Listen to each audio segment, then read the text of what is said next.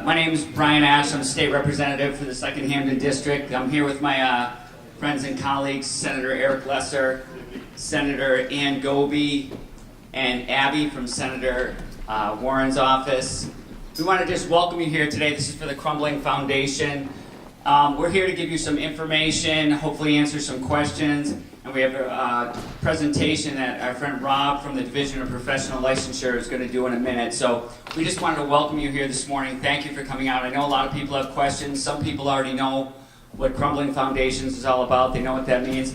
Other people might have no idea and are here just to get some information. So we're here to be a resource, to answer some questions, and this is just the start of probably a long series of meetings like this and meetings with us to figure out solutions to the problems. And we're lucky we have some of our friends from Connecticut here, and Connecticut has gone through this issue probably 3 or 4 years ahead of us. So they've gone through, they've had a lot of these issues, a lot of these problems, and they've come up with some great solutions already. So we want to thank them. We had the pleasure of meeting many of them up in Munson a couple months back.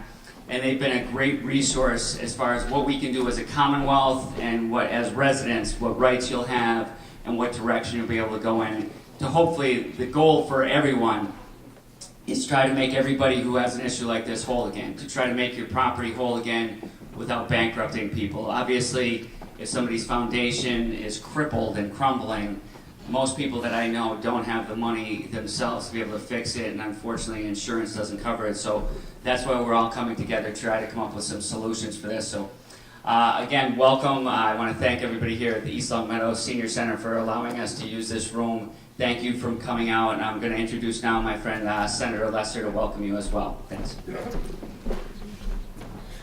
Well, good morning, everyone. My name is Eric Lesser. I'm the state senator for here at East Long Meadow. Also represent several towns in the Pioneer Valley, Greater Springfield area, and really honored to have our neighboring state senator Ann Goby, who represents Munson, Palmer, Ware area, and parts due east. Senator Goby and Representative Ash, in addition to the program that has been set up through legislation we worked on last session to get reimbursement program up for core testing, Senator Goby and Representative Ash are chairing a much broader commission on this issue to study what laws need to be changed, what changes need to happen in state law to make sure something like this never happens again. And also, hopefully, part of that will be a retrospective look back at how we can help families who have been impacted. We need to be honest, there's a lot about this we don't know or fully understand. We've had an amazing friendship and partnership with families impacted in Connecticut, and I want to thank them for coming and showing solidarity with us. We've done an exhaustive process of speaking with the Division of Insurance, working with the insurance companies, working with the home builders associations, working with our colleagues in the legislature, working with the Attorney General's office, and this is a very massive, complicated problem that we don't fully appreciate or understand, which is part of why we have this broader commission set up to get our head around it. But one thing we absolutely want to do, first and foremost, is give people the ability to get their foundations tested if they have a concern that their house might fall within the criteria of the impacted buildings from that quarry. So with that, we'll turn it over to Rob from the Division of Professional Licensure, who will give us a run through of what we're facing, what pyrite is, and how the reimbursement program will work. And I do want to introduce Michael Clark from my office, who's here, Robin Frechette from Representative Ash's office, and Abby from Senator Warren's office, who's here as well. So a lot of people here trying to help, trying to get our head around the problem, and with that, we'll turn it over to the experts. Thank you. Good morning, everyone. And thanks for coming out this morning. We have a little technical difficulties. For some reason, we can't quite get the PowerPoint presentation pulled up on the screen. There were some copies out on the table there, so I'll just take a run through those slides, and you can follow along if you have a copy in front of you. But it's probably not going to tell you more than you already know if you've researched this issue a little bit. And I can tell you, I'm certainly no expert on the issue myself. A little bit about my background. Again, my name is Rob Anderson. I'm the Chief of Inspections for the Commonwealth of Massachusetts Office of Public Safety and Inspections, and we're under the Division of Professional Licensure. So part of what we do up there is building inspection for state-owned facilities. We don't do inspections of privately owned buildings, but we partner with municipal building inspectors here in East Long Meadow and each of the cities and towns throughout the Commonwealth. So there is a relationship between our office and all of the municipal departments. And the state building inspector who oversees this district is Harold Leeming. And I think some of you probably know Harold. He's from this general area. He grew up in this area.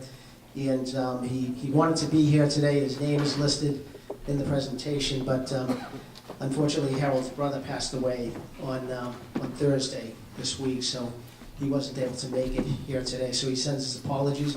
But I do have one of my colleagues, Dave Sullivan, who is the Assistant Chief of Inspections, along with me today. And so we just want to go through some of the issues, again, probably a bit repetitive to some of you who may have already researched the issue, but I pronounce it pyrrhotite.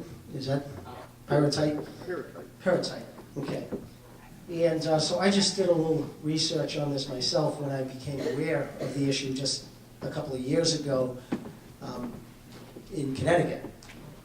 I got a phone call from some people down there asking if there was any issue here in Massachusetts. And at that time, I didn't know of anything. It was the first time I had ever heard of anything like this myself. Doing a little research, we find that it's not just in this area. It's not even just in this part of the country. It can happen in many parts of the world, and has. It has happened in other parts of the United States. It's happened overseas. And it's just an odd situation where this material, this mineral that's naturally occurring in the soil, when you excavate for admixtures for the foundation, for the concrete mix, and it gets into the concrete, and over a period of time can cause a very harmful effect to the foundation when it gets wet. It expands, almost like that expandable foam spray that you see if you use for insulation products and so forth. And it expands at such a rate that it can cause some very bad cracking of the foundation, well beyond the normal. Everything cracks in a building. Foundation cracking is normal due to shifting of the building, frost, heave, those types of things. Small hairline cracks are normal, but not the type of cracks, not the type of damage that you see due to this pyrrhotite. Pyrrhotite? Pyrrhotite, I'm sorry. Tomato. Yes, exactly. So, again, it's an unfortunate issue that brings us all here today to talk about. I really give a lot of credit to everybody from state government, senators and representatives who have really taken a look at this and say, let's do something about it. Let's try to help anybody who may be grappling with this particular issue. So that's mainly what we're going to talk about here today, what's available to help. So at this time, there were some applications that were also available over at the table. Do you mind if I just grab this for 1 second? It's unfortunately, again, I can't put it up on the screen. But it's this blue shaded application that would allow you to submit for reimbursement if you chose to test the foundation to see if you had this issue, if you suspect that you may, if you see some abnormal cracking. The first thing you want to do is say, is this an issue? Am I seeing the effects of pyrrhotite the foundation, or is it just normal cracking? So the senators and others have been able to secure some monies through the legislature to create this reimbursement program where first thing you'd want to do is have a visual inspection by a qualified person. Typically a structural engineer would be a person considered qualified to go in and take a look. They can usually do a visual test and say, yeah, looks beyond the norm. May not be conclusive, so you may have to do some further testing to see if in fact there's the pyrrhotite causing the issue. So the application can also be used to submit for reimbursement up to a certain dollar figure. And if you don't mind, I'll let you explain the dollar figures on that. To have a core sample taking of the foundation. And a core sample is just as it seems. They actually extract a section, a core of the foundation and bring it in for testing to make certain that in fact it is an issue caused by the pyrrhotite and needs to be addressed. So at least at this particular time, that's what's available. There may be some other things coming down the road, depending upon the number of occurrences, how widespread this may be. But this is the first step in a number of steps. But I just want to go back to the handout, if you have it in front of you, and just make mention that my name, my contact information is in there. Harold Leeming is the state building inspector for this area. His name, his contact information is in there. Again, if you didn't sign in over there, we would like to get your name and email address. And following this presentation today, I will send out a message just to everybody, just so you have direct contact back to me. I'll copy Harold in on that as well. And all those who attended the first session that we had a couple of weeks ago too, I'll include all of them. Again, just so we can have a back and forth dialogue, if necessary, if you have any questions, things that maybe we didn't think of and didn't address appropriately today, feel free to send a message at any time, and we'll try to get an answer for you. But the rest of the presentation was merely going through pyrrhotite, what it is, where it comes from, the affected regions around here. Connecticut, again, I echo the sentiment that they have been extremely helpful to us in trying to understand the issue and trying to develop some programs and some methods to help assist anybody who's affected by it. They have a lot of information on their website, and we are using all of that information and really just mimicking the process that they currently have in place down in Connecticut to try to help out with anyone who may be affected in this area. So that's about all I had to say about what is contained in the presentation. Yes, you have some questions. One question. I spoke with an engineer. An engineer's report will say So we have a microphone so that everybody can hear. I spoke with an engineer. An engineer's report will say the findings are either suspicious or not suspicious, but it's not definitive.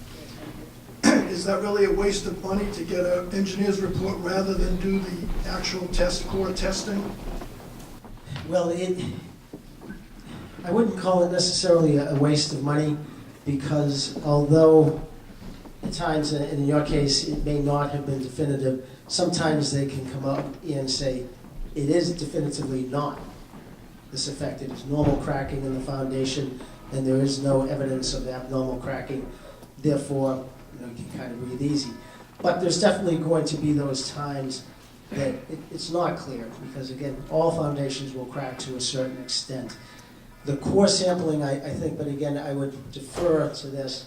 I think the process that we would like to see here, and I know this is what they did in Connecticut, having spoken with the folks down there, is that they do require the visual test first. And I think the reason for that is that they think that they can eliminate a certain percentage of issues by a visual test. The core would then follow if it's either inconclusive or the suspicion that, yeah, it looks like there's some damage here that was caused by this mineral. Would that be correct? Sure, yeah. That is correct. Just, we were able to get, it was $50,000 in that line item for this testing, and it's a reimbursement. So the first would be for a visual inspection. You would be eligible for 100% reimbursement up to $400 on that. The 2 core testings, you would be eligible for 75% reimbursement up to $5,000. So I don't know if that's helpful at all with some of the explanation. I did also want to mention Derek Silver is here from my office as well, and I want to thank the folks that had come out to Brimfield a few weeks ago, because we had a lot of questions at that meeting, and again, these are very good questions to have, so it helps us kind of process things through. Yes, sir. If a person were to sell his house, Yes. would the bank Oh, boy. accept a certificate from a report from an engineer rather than a certificate from a core tester to give a mortgage to a new buyer? Yeah, I don't have an answer for that. I don't, and those are the kind of things. I'm The not engineer sure. actually told Yeah. me the report would not be definitive Okay. at all. Okay.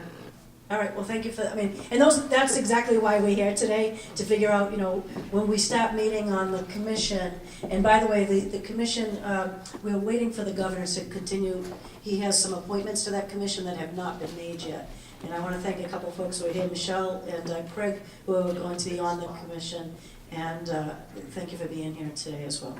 So I'll take questions, but I think, I don't mind standing here, but hold on a second. We'll swap back We'll and forth swap, whatever you want. as appropriate. Yes? My question is, what's the visual inspection cost probably going to be? I understand reimbursement is $400. What's the cost? It would really, Approximately. I would say it's approximately in around that $400, $500, $600 range, but it would depend upon the engineer. So we don't Do establish. we have those figures from Connecticut and what they went through and what their testing is down there? Yes, that's in around the figure that Okay, they were what about seeing the court down testing? there. That's pretty fairly pricey. So Sounds I like think, if $5,000 reimbursement from the state. Yeah. It sounds like it's a big nut. it is And with because, only, excuse me, but with only $50,000, how far do you expect that to go? Look at this room, for starters. It's a start. And these are the Yes. people that read the news, if you will. I read the paper, if you will. and saw it. Exactly. And I'll answer that to the extent I can, and then again defer. But you're correct. It is pricey, particularly for the core sampling, mainly for the testing involved with it, because it's a fairly difficult process What to might it be, though? test. Give us some idea. Do you have an idea? Yeah, as I say, I'm just going off figures that I'm hearing in and around Connecticut. It could be around $4,000 or $5,000, perhaps even more, depending upon if you have to take a series of core samples. Because if you can imagine, if you've got a foundation, perhaps that's the size of this room, you may have to take several samples around the foundation. And once again, Senator, you said the reimbursement for the core sample might be up to $5,000. Is that correct? Correct. 75%. And we didn't just pull the numbers out of the air. We did look at what Connecticut, what the prices were there. The other thing was, And you're right about the $50,000. When we went and spoke with the Ways and Means folks last year to get money in the budget, nobody had heard of this issue. They didn't want to give us $50,000. So just to let you know, we understand, and that's why we're having these meetings, to get an idea how many people are affected, so that we can make a decent argument to be able to go back during this budget cycle. Let us know if you need witnesses. I'm sorry? Let us know if you need witnesses. Yeah, okay, I appreciate it. Yeah, not to belabor this, but you're bringing up a very important point, and our friends from Connecticut who went through this can reiterate this. Right now, we're all on the same team with this. We all live in the same community together, and part of what we're trying to do here is build the list of evidence so that we can go back to the State House and get more. But we can't do that until we have a good sense of the scope of the problem, and we do meetings like this to get everyone on the same page. So I know that there's a sign-in sheet. Please make sure you sign in, because we want to be able to stay in touch with you, and likewise, you need to stay in touch with us. So, yeah, go ahead. Just a general observation, looking around the room, there are not a lot of young people here, one. No insult to anybody here, but the value of our homes are going down because of this problem.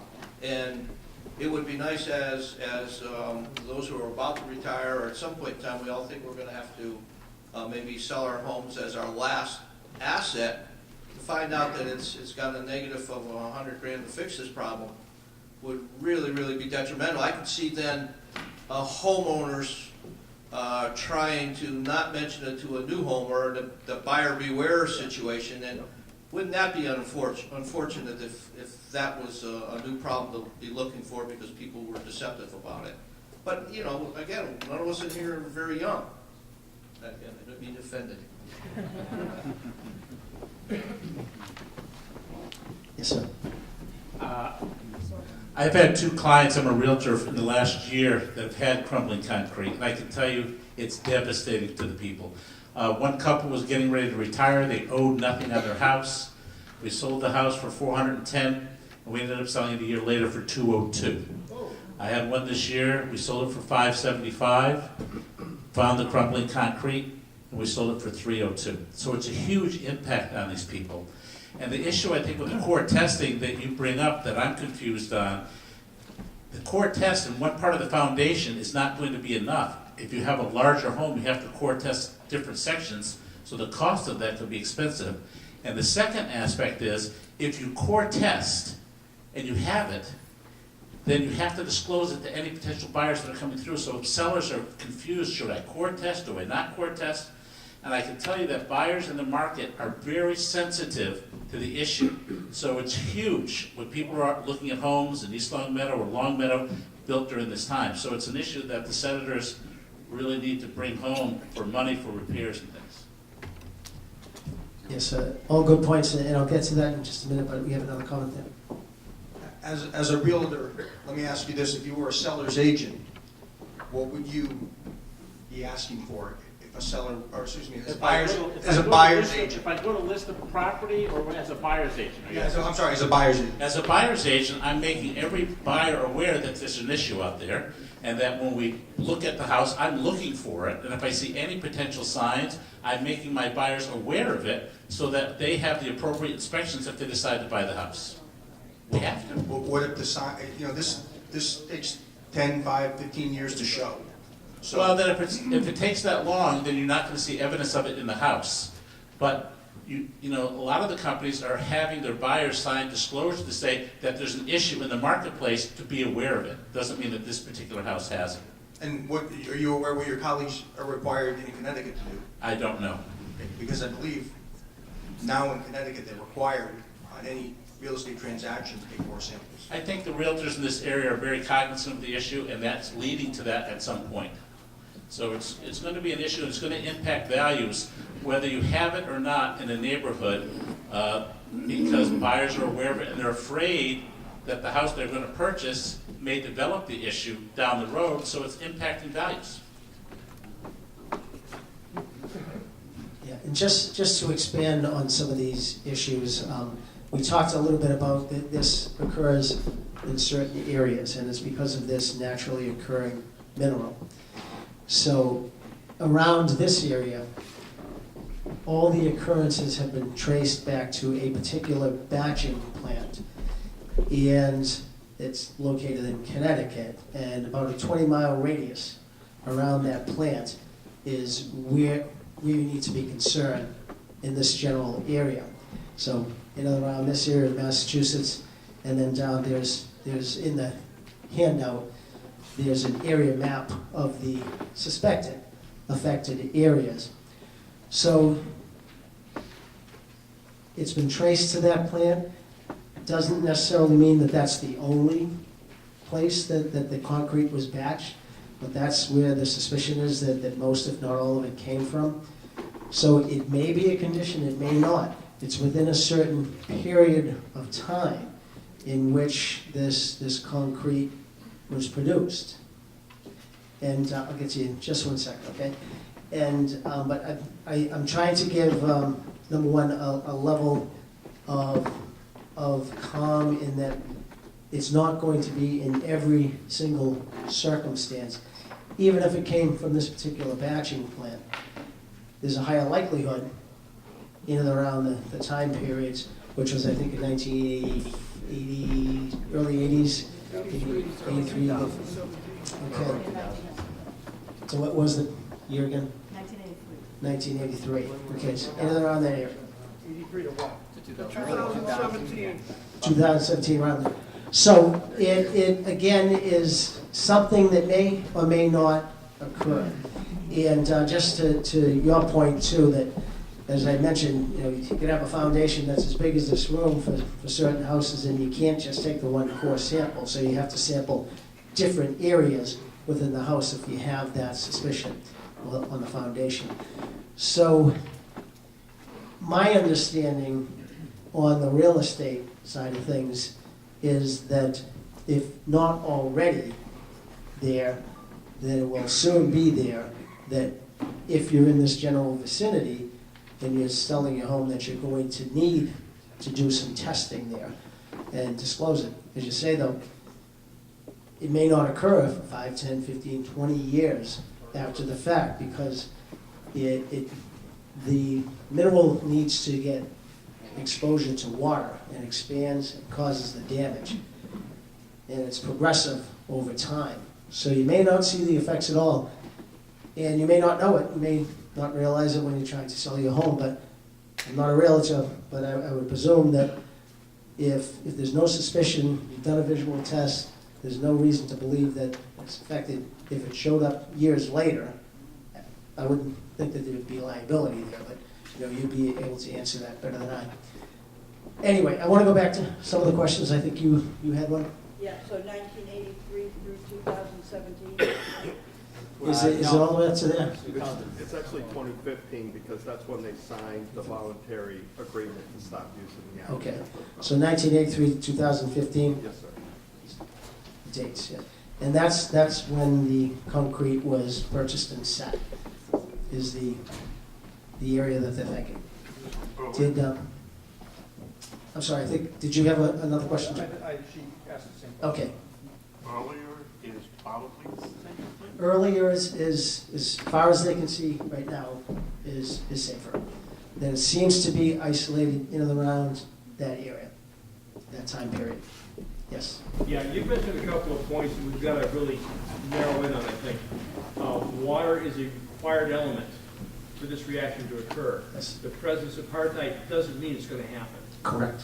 So, building codes improved over the years. Now, Massachusetts requires at least some foundation coating. If that foundation coating is in fact waterproof, you have mitigated the problem, and you're not going to have it because the water's not getting to the foundation. That will satisfy the real estate questions if you can prove it. And I know in our complex, every basement's been waterproof. We don't have to worry about it, even though we know a lot of our concrete came from J.J. Motors. The other thing you didn't mention is that in 2000, J.J. Motors changed their operation from standard mixing to computer-based mixing, which improved their mix. Now, there's other research out there that states very clearly there's reactive and non-reactive pyrrhotite in basements. Basements have been inspected, they found high concentration of pyrrhotite in the foundation. They're decades old and have had no problems and show no signs of reactive. So it's not just the presence, there's something else that we don't know yet. That is exactly correct. That and this is a naturally occurring element that could be in every Yeah, it's the second most mixture. naturally occurring iron sulfate compound in nature. There you go. I didn't know that, so thank you. And but it just because it's there doesn't necessarily mean it's a problem. And there's probably some in most all foundations due to the fact, again, that's naturally occurring in and around this area.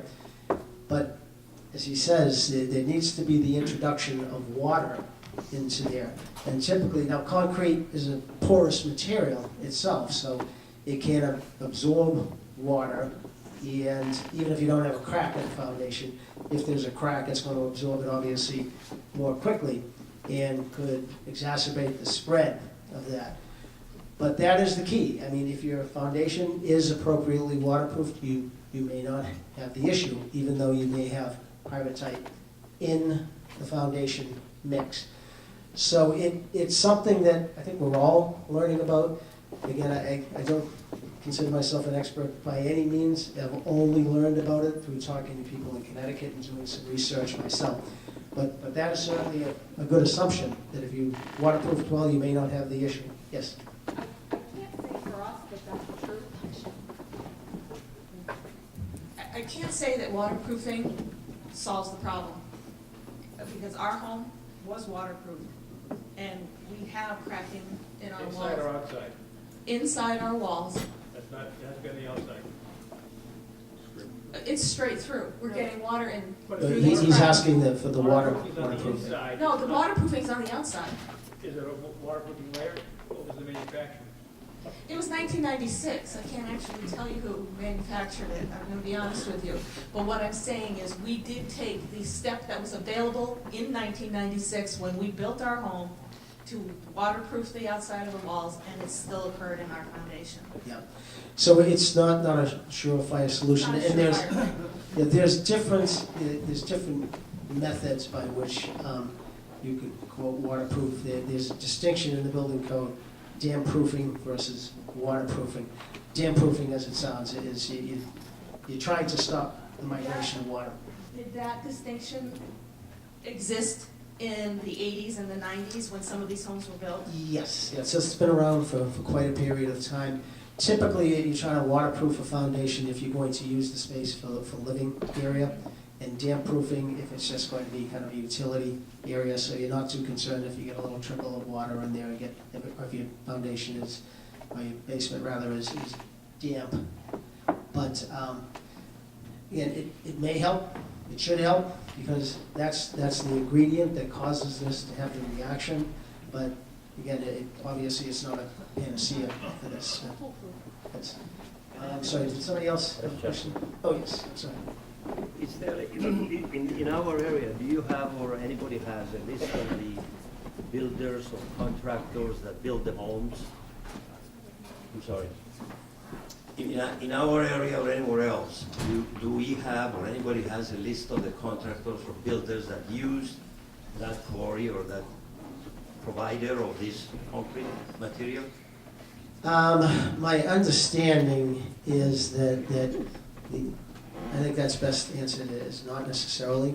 My understanding is that batching plant, the J.J. Motus batching plant, does not have all of those records. Local building departments may, depending upon how well their record keeping is, but building departments are supposed to keep records for buildings for the life of the building. Whether or not it goes into precisely who supplied the concrete, things like that, may not be likely, but that would be a resource. And I think we have some of the local building inspectors here in and around this area. Any? Right over here. So maybe I could direct the question that, would any of this information be available at the building department, do you think? Usually when a permit is applied for, it's just the contractor. It's not going to list where the concrete came from. You can have different concrete for your foundation, different for your garage floor, your basement floor. So there would be no record of that on the permit. But the builders themselves would have in their records where they got this product, right? Possibly yes, if they got a receipt, but it'd be on the builder. It might not even be the construction supervisor that pulled the permit. Yeah, a lot of times the concrete person is a subcontractor for the licensed person, the construction supervisor, as he mentioned. And again, it depends upon how accurately somebody is keeping records as to whether or not you'd be able to track that down. But it's possible, but it may be a bit of a hunt to do. Yes?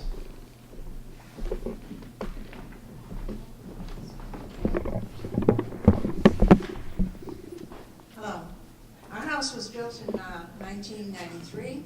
And how do I find someone who would come to my house and do a visual inspection? Okay, so again, typically you would use an engineer. A structural engineer would be probably the best person to take a look at it. Is there a list of them on a website?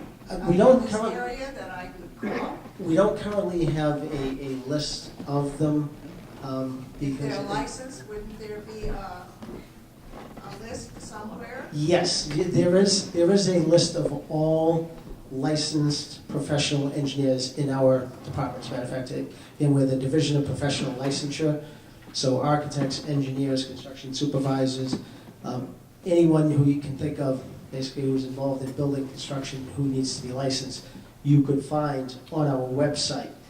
But you could just as easily find them for somebody in and around this area by doing a Google search for structural engineers in East Long Meadow or in and around the area. And this is a question that has come up as well that we're trying to get some clarification on. But typically, in order to use engineering services within this state or any state, you need to use the services of an engineer who is licensed within the state.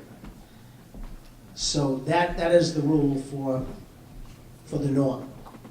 Now this, as we've said, is not the norm. This is abnormal what's happening here. And of course, down in Connecticut, there are engineers who have some experience in this and perhaps may be better suited to spot some of the issues. So we're talking with the licensing board to see if perhaps there could be some concession to use engineers who are licensed in Connecticut but not in Massachusetts, or perhaps develop some reciprocal arrangement for this particular purpose.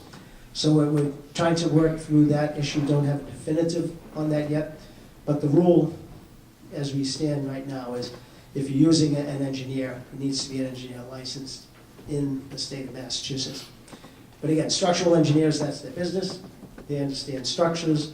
They can typically understand is something is cracking due to normal issues, or is it something that is beyond the norm? Yes, sir. Understanding that Connecticut, this is maybe directed to the legislature people here, but understanding that Connecticut is probably more pro-insurance than most states. Has the legislature talked to any insurance companies about how they could potentially handle this in Massachusetts, since we're more of a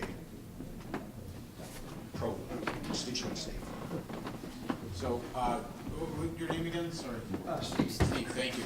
So, without getting into pro-anti-insurance in Connecticut, they had a much wider spread issue in Connecticut that was potentially impacting tens of thousands of people because the quarry itself is physically located in Connecticut. So, of course, the scale and the scope of the number of impacted constituents statewide was very substantial. So the dynamic, frankly, we have in Massachusetts is different because it's a relatively small, very, unfortunately for us, focused geographic area, which presents a challenge. But to be totally frank, the insurance companies are 100% denying any obligations or culpabilities, and I've had them in my office. We've been very direct with them. We've met with the Division of Insurance multiple times. We've met directly with the Division of Insurance Commissioner multiple times. We've met with the trade associations representing the insurance companies multiple times. I frankly think the way they're acting with all of this is reprehensible. They're saying that because it's a partial collapse. Not an incident. Right. They don't cover it, so meaning if the house collapses on itself, they'll cover it, but they won't cover the remediation to prevent that from happening. Like a tree hanging over the house. Right. So we that's a bigger issue that we need to resolve and work on, and that's our job. And that's what we want to work on moving forward. That's part of why we've set this commission up to do fact-finding, to really get at the scale and the scope of this issue, and frankly to look at the broader array of consumer protections that we need to strengthen moving forward. But that has been the interaction. when this first came up and when constituents were first reaching out, I'm a homeowner myself. The very first thing I responded to them was what about your homeowner's insurance? And the homeowners insurance companies have been 100% brick wall. We're not even entertaining a negotiation on it. There was litigation in Connecticut that's been ongoing, and one thing that I think is worth pointing out is a lot of the homeowners insurance contracts that people signed did not specify, partial versus full collapse, and then riders were added when the insurance companies started seeing this problem pop up in other places, and these riders got added in. So that's something that lawyers are looking at. If that's people's own business if they want to hire a lawyer or go that route.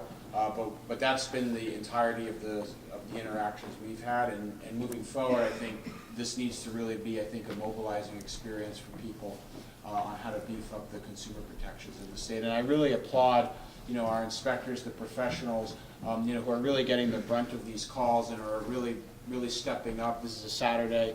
Rob is here. Really deserves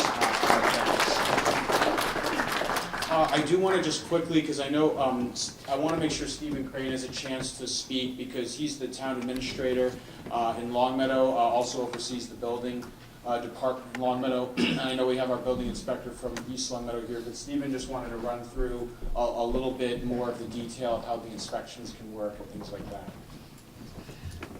Hi, our building inspector Paul Healy is in the back there as well. So a couple of points I want to touch on. First of all, if you go through the process of having it tested and you decide and you live in Longmeadow, the Longmeadows, when this was first brought to our attention, the select board in Longmeadow looked at me and said, "What can we do to help these people?" And the reality is, at the local level, there isn't a lot, and the reason why I'm thankful that our legislative delegation has taken such a strong stand on this is because in Connecticut, the legislature just basically gave a blanket abatement to any property, to any house that is affected by this, and while that's good for the homeowner, that would be positively devastating for our local government budget and our tax rate, quite frankly. So we really need to be really careful and come up with an approach that works for the municipalities in Massachusetts with their own unique circumstances. Longmeadow has a very high tax rate because we have a very limited new growth, and property values, as most people know, in Western Mass are relatively flat. So one of the things that the select board in Longmeadow has done is they have adopted a policy to reimburse you the cost of your building permit fee if you go ahead and have your foundation replaced.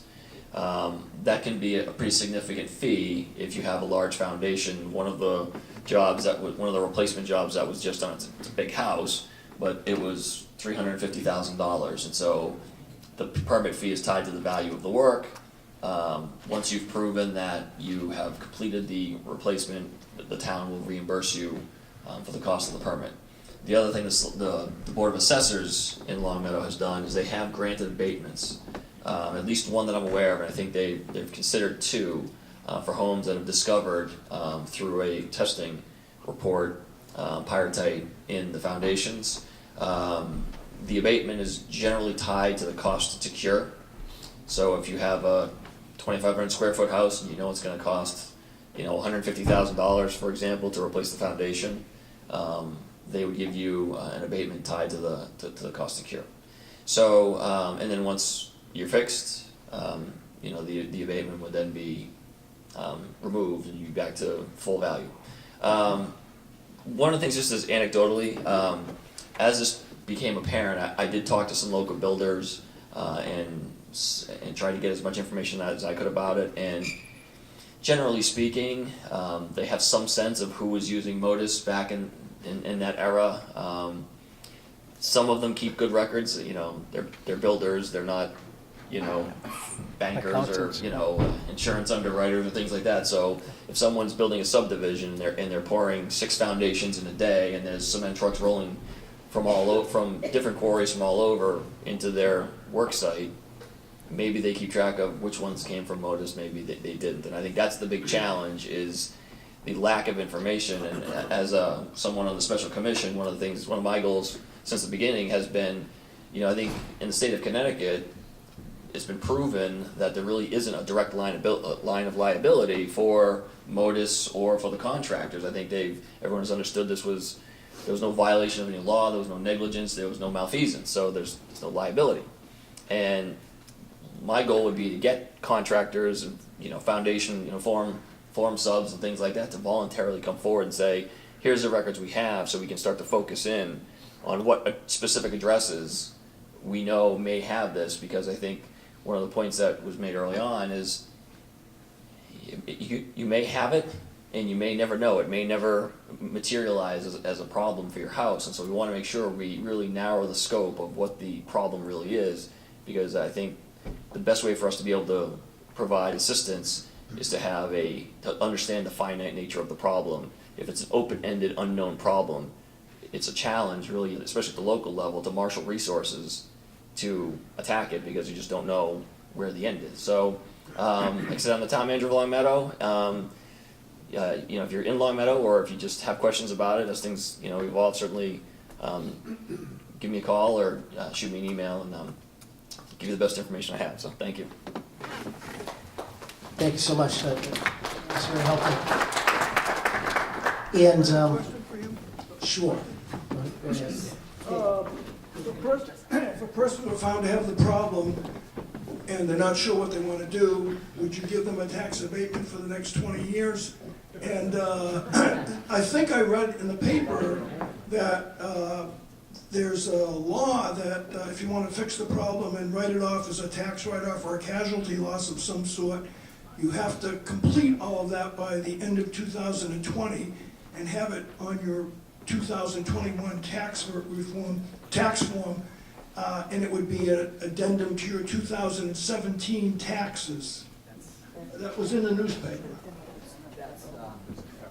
So you're kind of forcing people to fix their foundation within a couple of years, whether they want to or not, and not knowing the long-term outcome of this, whether they even need to. The second part, I'll look to our legislators. I did hear some.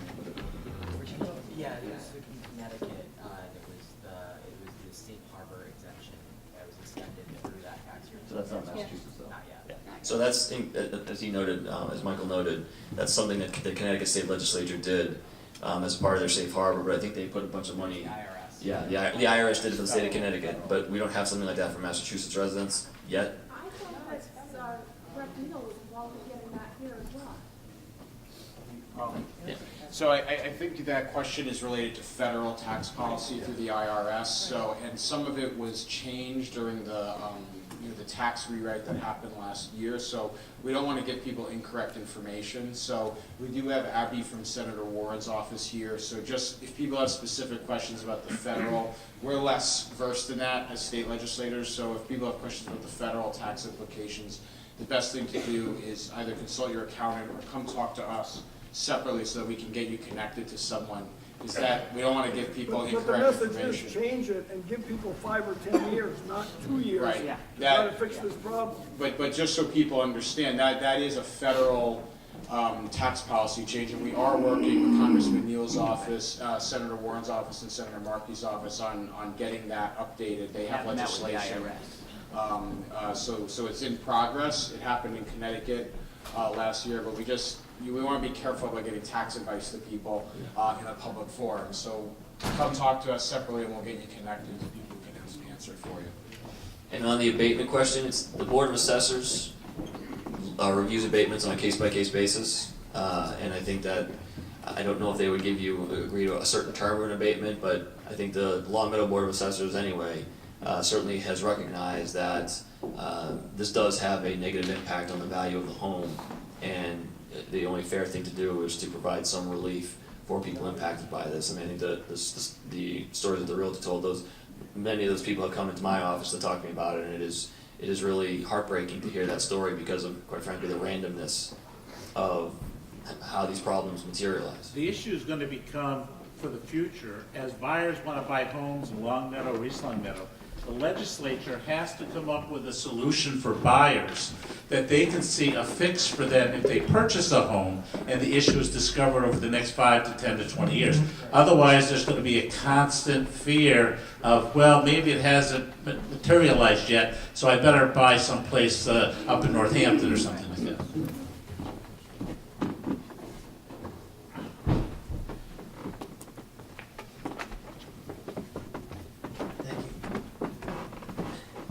This is all pretty new to everyone around here.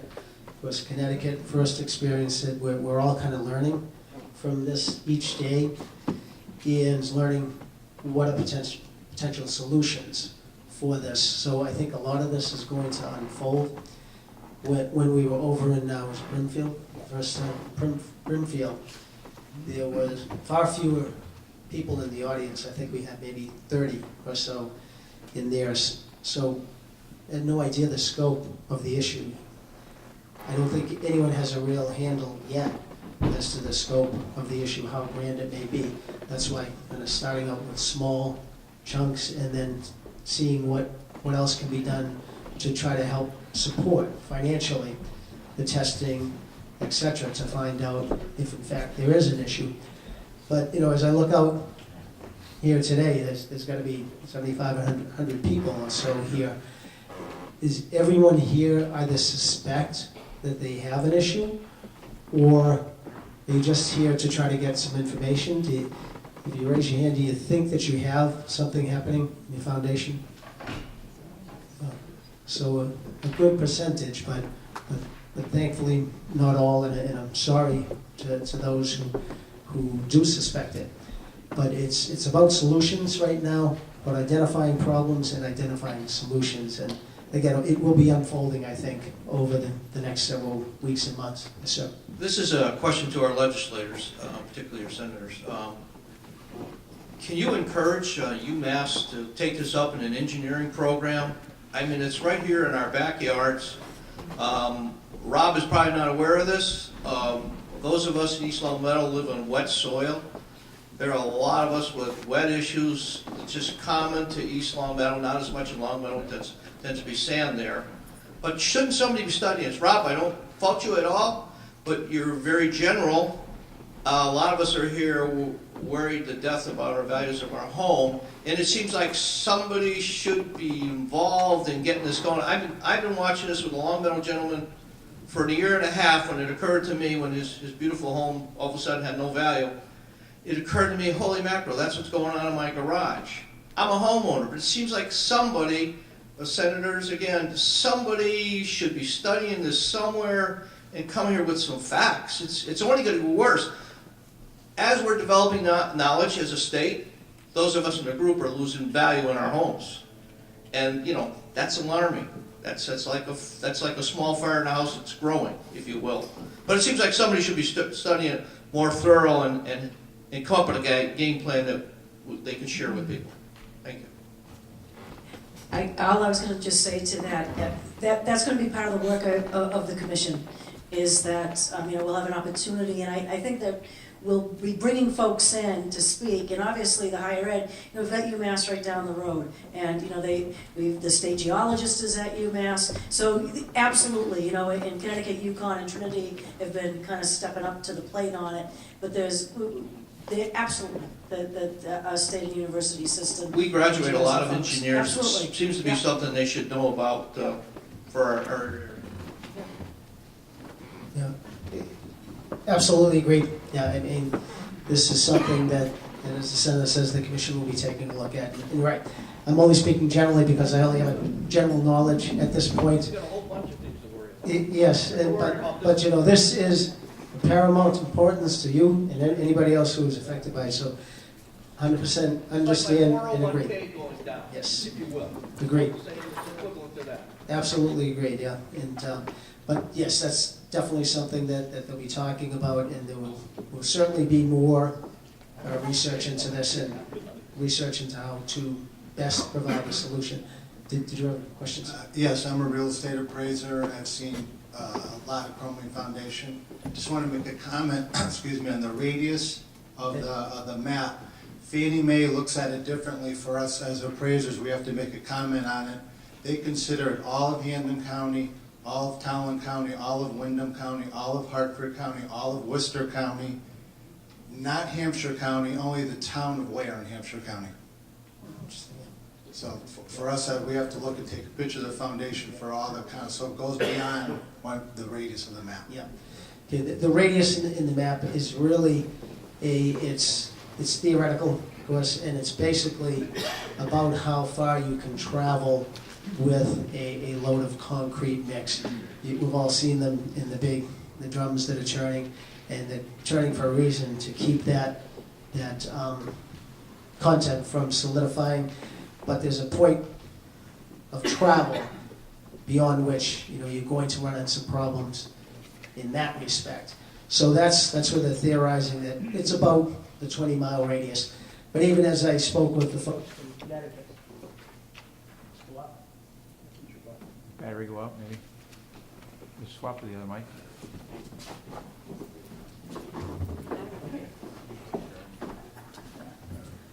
thank you.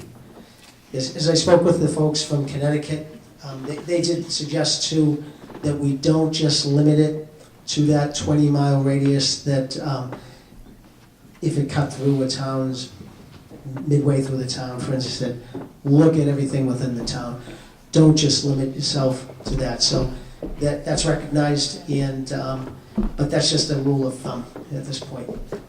Yes? Have there been any discussions with the real estate licensing board, I'm also a realtor, about coming up with information and/or disclosures for buyers, sellers, and agents to make sure that the folks that they're working with are aware of this?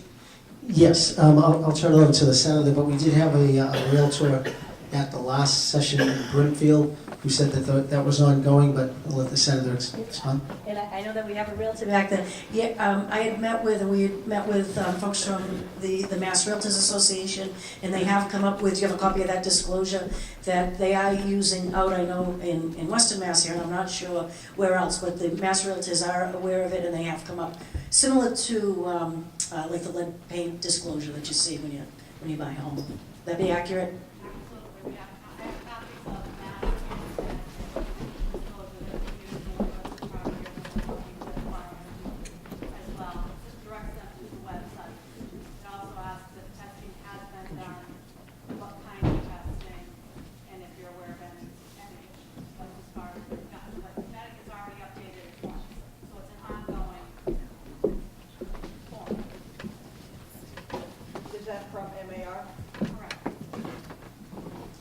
Was that everyone able to hear her? Do you mind if I give you the microphone and you could make that announcement?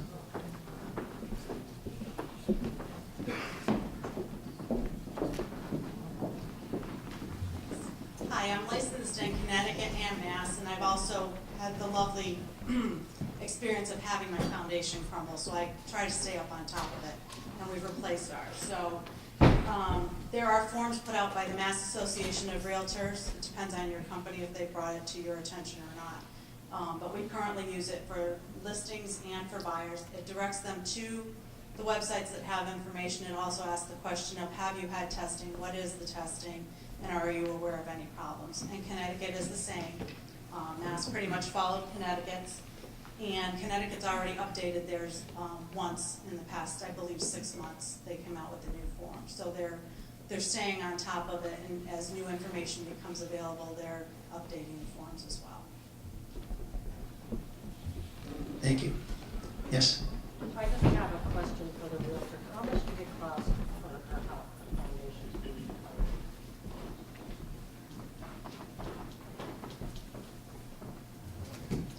Approximately $200,000. Depends on the home, depends on a lot of circumstances. And to the gentleman's question of waiting 5 to 10 years and people making a decision, if your home is impacted and it starts progressing, there comes a point where you can't wait.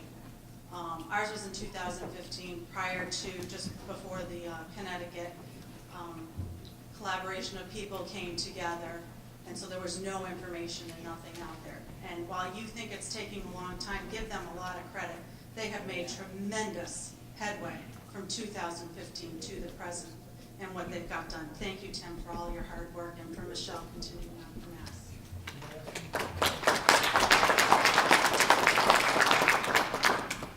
So the question is, what year was your house built? 1984.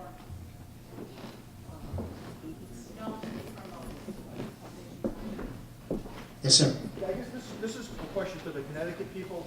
If this started in the 80s, and I'm assuming that we had results in the 90s, early 2000s, did you guys focus on Modus then?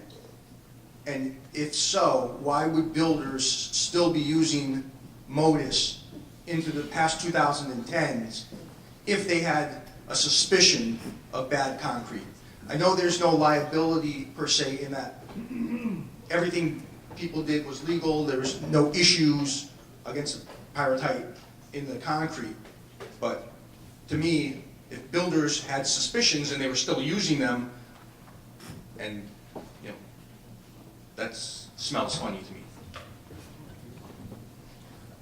Who did you direct that to? I was trying to find out in Connecticut. Anybody? Anybody have it? Good morning, everyone. My name's Tim Hyman. I started the Connecticut Coalition Against Crumbling Basements, and I was told 3.5 years ago, July 22nd, 2015, that my house was worthless. 13 years prior to that, I had a home inspection that said minor cracking is normal, and today my walls are bowing in 1.5 inches. So with a $200,000 estimate, my application was approved yesterday, which is good news, through the state of Connecticut's program, captive program that's been set up. Something that, and I applaud all the senators and your legislature and your town officials, because Connecticut didn't have this involvement 3.5 years ago.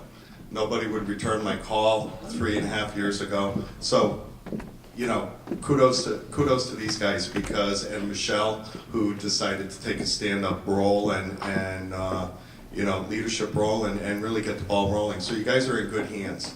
To answer your question about the pyrrhotite.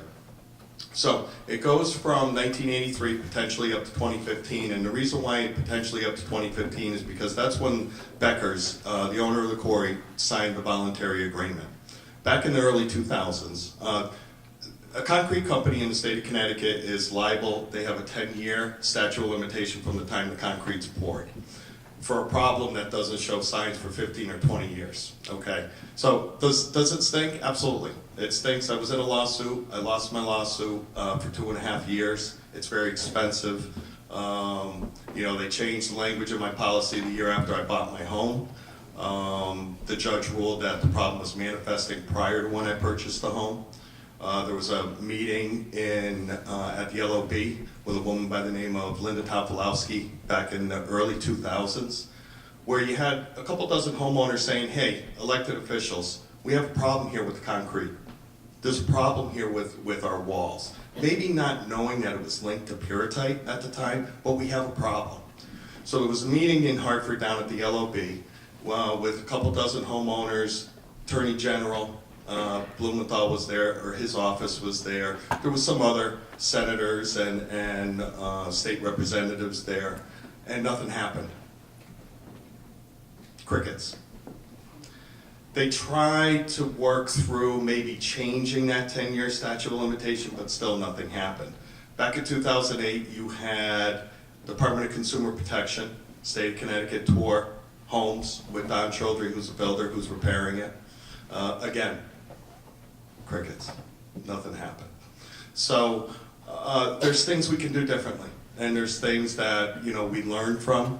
Unfortunately, we don't know the scope of the problem in the state of Connecticut. You know, potentially 33,000 homes were built maybe between 1983 and 2015. Some builders strictly used Modus. Some builders did not use Modus at all, and some, you know, whoever was available. So, you know, it's hit or miss, and it's a tough nut to swallow. And I know exactly what you guys are going through, believe me, but you're in good hands. And because the state of Connecticut really stepped up, and there is a program, and because you have the support behind me, it's going to be okay. And if you look around this room, you're not alone. Yeah, it's an unfortunate situation, but you know, if the state of, it took a couple years for Governor Malloy to say, okay, we're going to allocate. When I met with Governor Malloy in his office, you know, he allocated the money for core testing. Now, just because you have $5,000 doesn't mean you're going to get a contractor that's going to come in and charge you $5,000. And that's going to happen. That's going to happen. We got contractors in Connecticut. You know, you're starting to see price gouging. I partnered up with Canada, who's been a great support for me. The Canadian Coalition. I was at a symposium up there where I had the headphones and French was being translated to English. I felt like I was at the UN, but it's a big deal for us to go up and visit them, and vice versa. So, you know, I wanted to your remark about pyrrhotite, reactive and non-reactive, it's the same mineral, just so we're clear. It's the same mineral, but it's in a different state. And whoever's doing that testing will not guarantee that that non-reactive will never become reactive. So I just want to make that clear because there was a little bit of confusion in Connecticut. I have non-reactive pyrrhotite. Phew. You know, so be aware. Be aware of the testing, be aware, just use common sense, ask questions. You guys have a great support group here. I mean, and just be careful. Trinity College is doing core testing, $1,900 for 2 cores. You're going to get a petrographic type test on the other. There's 2 types of tests, Trinity and the petrographic. Both will tell you if there's pyrrhotite in those cores. Trinity College, call them. Petrographic, there's another gentleman here that does petrographic coring. But just, you know, if you can get it done cheaper because it goes further for the next person. You know, leave your selfishness at the door because we're all in this together, guys. And easier said than done, but I want to say thank you for having me, and Michelle, thank you for having me this morning. And if you guys have any questions, I'll be here after the meeting. Thank you. I have a question. What did you get from the state yesterday? The notice? So, state of Connecticut, the captive insurance. So, and I'm sorry that I'm taking a little bit longer. I don't want to stay. So what the state of Connecticut did is, we have, what was bonded was $20 million a year for the next 5 years. $100 million, taxpayer dollars. $12 surcharge on every single homeowner's policy in the state of Connecticut for the next 10 years is going to generate, it's $12 million, but when it's all said and done, I think there was some homes that were sinking in New Haven, so they're going to get some money. But it's going to generate, for the Crumbling Foundation's fund, $8.5 million for the next 10 years. So we got about $180 million. People aren't happy about $12, folks. People want to fight me over $12, honest to God. Because it's not their problem. It's not their problem, I get it. So in the captive insurance, what they set up, the board of directors, and it's private insurance, and Massachusetts can deposit a check and they can, you know, work through the program that they already have set up for Massachusetts. And what they do is they pay up to $175,000. My estimate's $200,000, but they're only going to cover walls, floors, footings, lifting of the house, setting the house back down, disconnect, reconnect the utilities.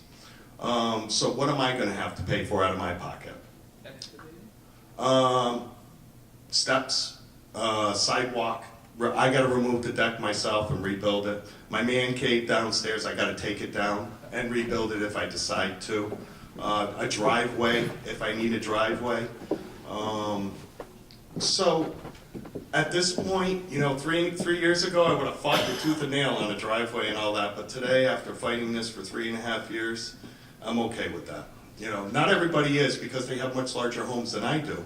But the estimate would exceed the $175,000. But in my case, and I haven't gotten the estimates yet, that's my next step for the reimbursement. And the money goes straight to the contractor. So. What if your demo included removing a fireplace and chimney? Would that be covered under? I don't know. That's a great question. I don't know the answer to that. So, does anybody have any other questions? You're very welcome. Anytime. Thank you. 1 second, okay? I just want to I'm sorry, say that again? All the houses would be affected. No. He was asking are all the houses affected by this. Again, no, it's a period of time, that 1983 to 2015, concrete that came from the J.J. Motors plant in and around this general 20 miles or so radius from there. That's the focus now. Again, that's not to say that something else may occur later in time, because, again, it takes a while for this to materialize. But that's what we know now. But again, just getting back to a little bit different issue on that. We want to stay focused on this particular issue here and try to generate, again, some awareness on our side so we better know how to address some of the issues. So I'll go on and take some more questions. Yes, down back there. So if you're having your foundation replaced, what's been done to help prevent this from happening? How do you know that they haven't gotten it from another source that also has it in there? Did everyone hear the question? Yeah. Okay. As far as I know, they have limited, if not eliminated, the problem. So there shouldn't be reoccurrences. But again, you just don't know at this point. There are test methods, as you described over here, and thank you very much for that information. It's very helpful. And but they're expensive tests. So concrete for, yes. Okay, we have another expert here too, so he helped us out a great deal in Brimfield. So I'll hand the microphone over to him in just a minute. But this isn't a standard test that you would perform on concrete going to any building. And of course, nobody even suspected or thought about this issue previously. And to require a test at this point would not be, probably not a wise decision, because there'd be a lot of expense for everybody, and there's not a great possibility that it's going to occur in many situations, or any situations, moving forward.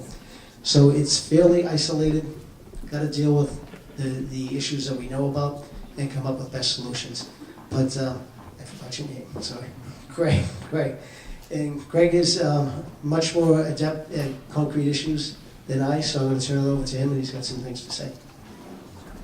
Thank you and good afternoon. My name is Craig Dauphiné, and I'm the director of the Massachusetts Concrete and Aggregate Producers Association for the state of Massachusetts. So basically it's our ready-mix concrete industry association.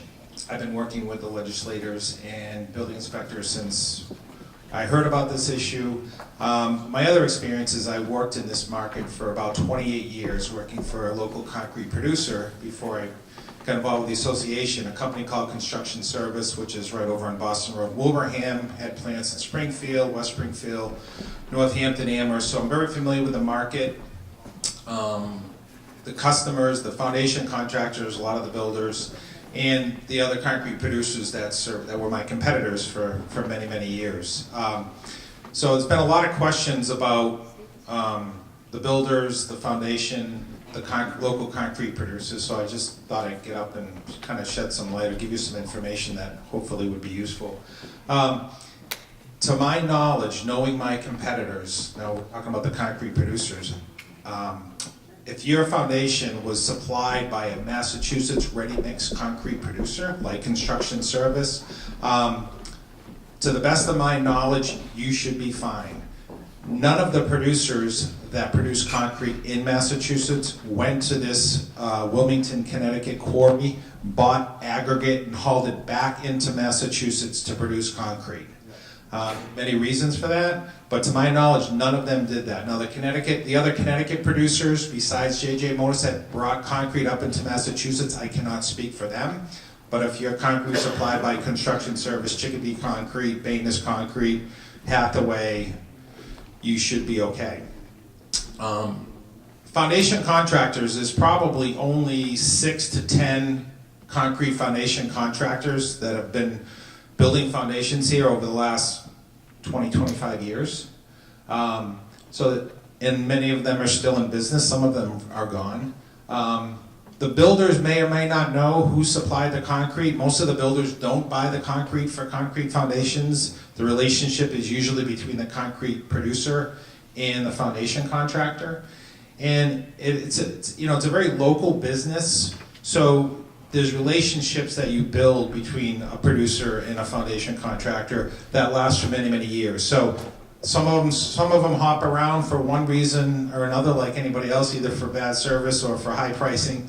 But usually there's relationships that go very long. So if you can find out from your builder, if he's still around, who the concrete foundation contractor was, chances are they have a very good memory of who supplied them concrete. They're on the job, they're working with that concrete producer to fill those forms to build that wall. So it's not like I always compare it to a landscape contractor where you might have 4 or 5 landscape contractors in every town, and so in this area there could be 50 or 100 landscape contractors. That's not true of either concrete producers or foundation contractors. There's not a lot of them out there. It's it's a high overhead, high equipment business, so there's not a lot of them around.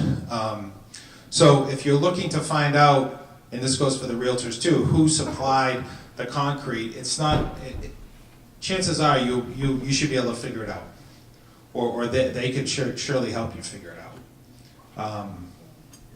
And that's all I have. If you have any questions, please feel free to ask. Our association is a resource for this. We want to help homeowners. We want to help the state,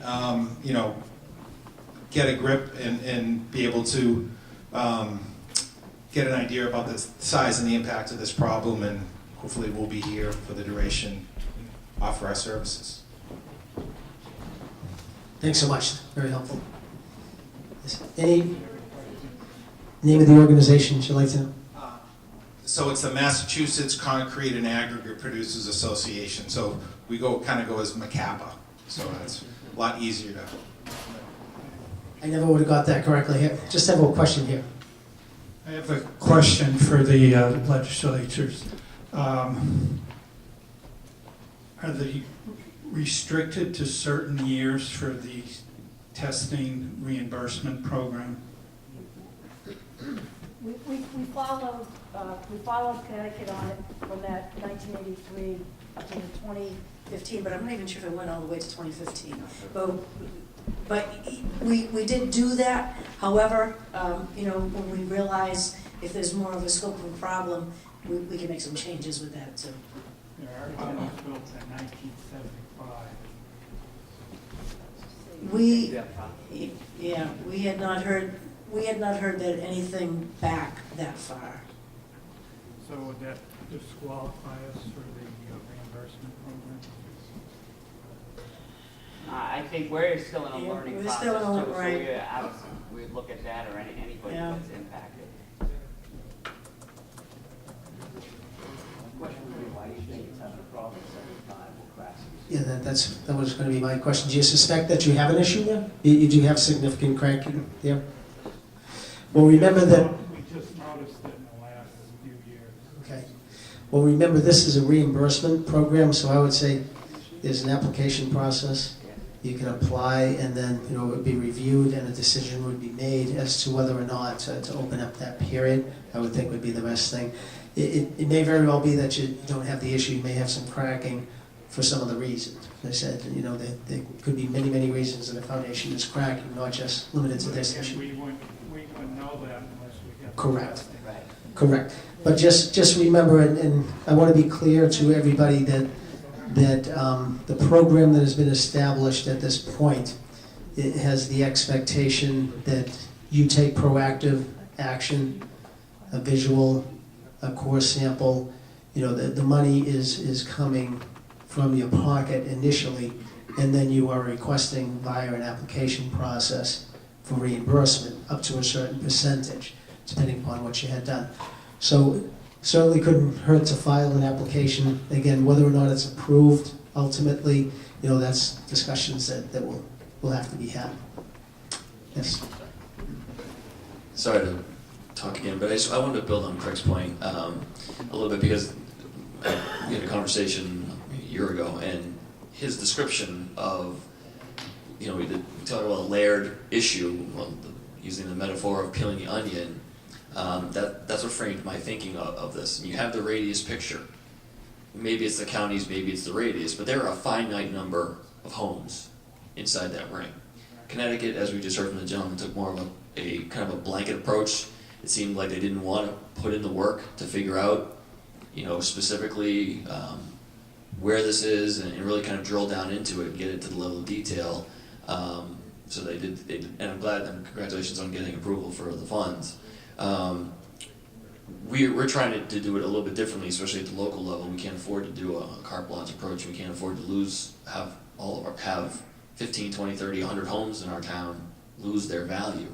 And so one of the things that I have been since the very beginning tried to do is, identify, we've actually been doing this research in Long Meadow, go to the building department, pull the permits or just pull the list of addresses for permits issued between 83 and 2015. That gives us a list of a lot of houses, and then who built them. And this is something I think the commission is going to do. How do we peel the onion and get to those layers of information and get down and talk to people and say, all right, yes, you were built between 83, or you had a garage floor put in or something between 83 and 2015, but the aggregate came from Massachusetts, so you're good. And kind of get through it and find out, really narrow, like I said before, narrow down to as best we can, the finite number of homes that really need the assistance. Because then I think it's easier for public officials to, like I said, marshal resources and come up with, develop programs, because we know what they're going to cost the taxpayers, because we know how many people are going to need the help. And so I think, just for your benefit, where things are going to go from here, where we're committed to getting that information and developing that research, so we can get the most efficient and productive assistance, if we can, for people who are impacted by this. So, sorry. That's great, thank you again. Yes, sir. Just a question on the bonds. You said you do some research, you say it's good to go. You do in writing or just in verbal? Well, you said the houses, they're built in a certain period, you do some research, who built it and who didn't build it. And when you testify that this is good to go, you just said these words. So that you give us in writing to the house owner, or how you test that? That's the question. Yeah, I could give it to you in writing, but it's completely worthless coming from me. No, it's not a guarantee. It's more. Because you're an inspector from town. No, I'm not an inspector. I'm a lowly manager. I'm sorry. No, I think it's like I said. The lessons learned from the 3.5 years in Connecticut. Connecticut has done a good job in figuring out, what is patient zero. Where did the pyrite come from and which aggregate?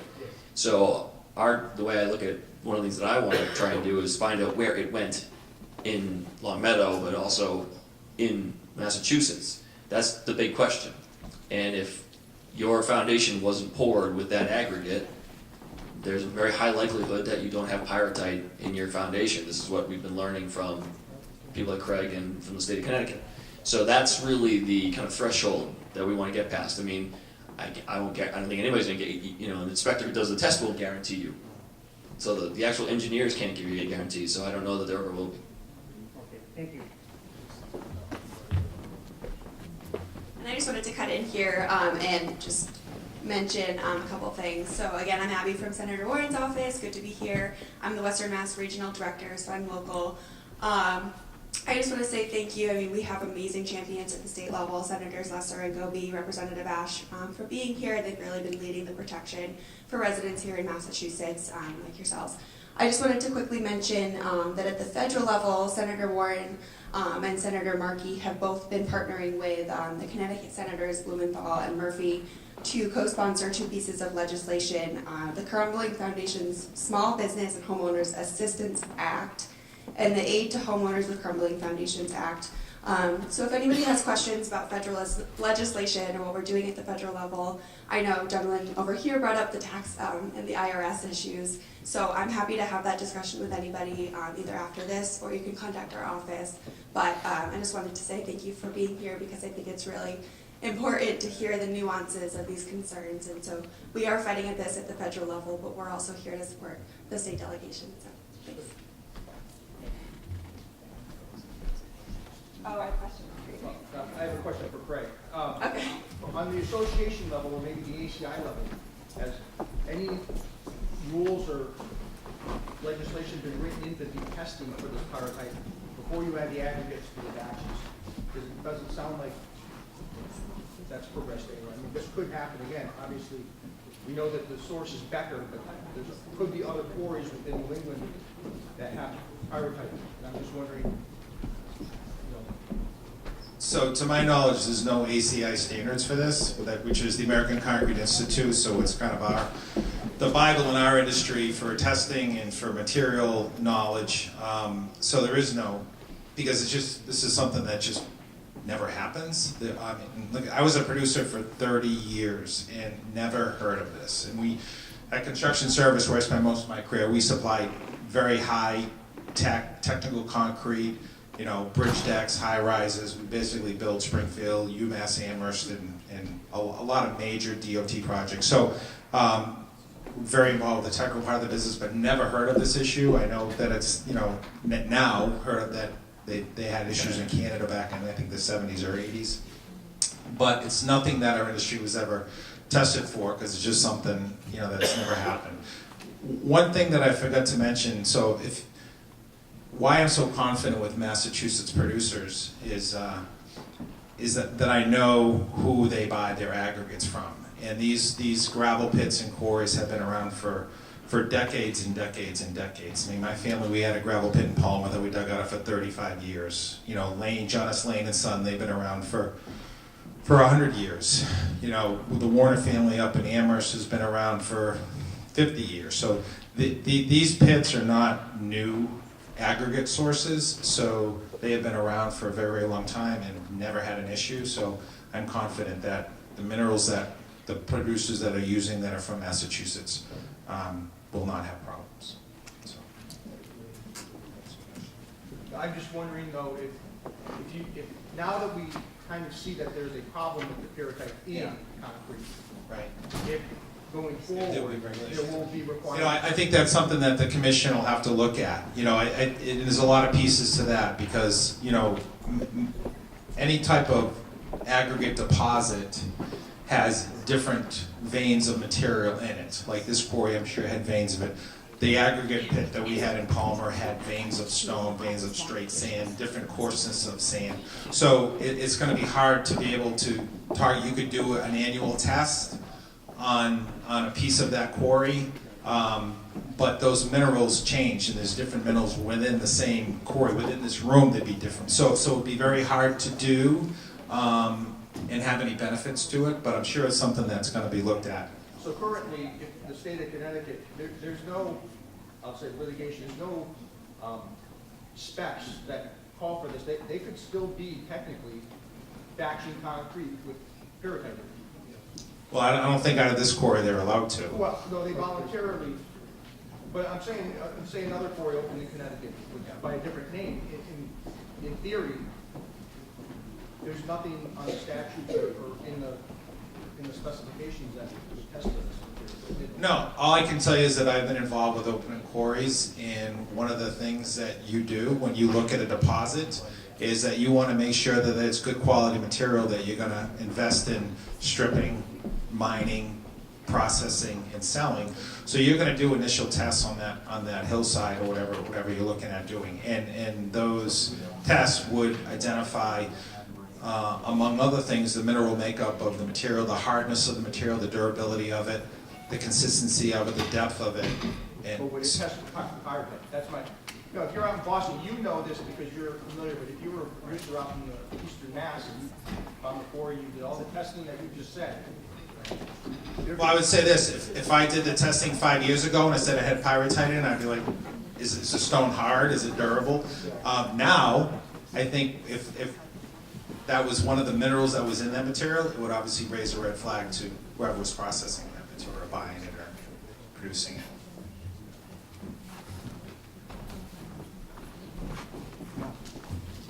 Just to further that point a little bit, there are testing requirements currently through the building code for concrete materials, but it's all about strength. It's not about makeup necessarily. So, and that evolved because, and that this is how building codes and these types of things evolve because of a situation that happened back in the 1970s where there was a building collapse, concrete building collapse that was due to, a lot of reasons, but it resulted in the establishment of concrete testing plants. We licensed them through our office and licensed persons to take the core samples to test them, but it was all about strength because of that incident. But that's only over 28 days, not 28 years. Correct. So now we've got another issue that, as Greg and I think all of us said, that pyrrhotite, if somebody was testing for pyrrhotite, we wouldn't even think twice about it. And there's always something that's happening. So will this result in further testing on down the line? Possibly. But again, as I was explaining earlier, very expensive test. Do it. So right now, it's not required. Will it be in the future? Perhaps. We'll see what happens here. Sorry, there was a question back here.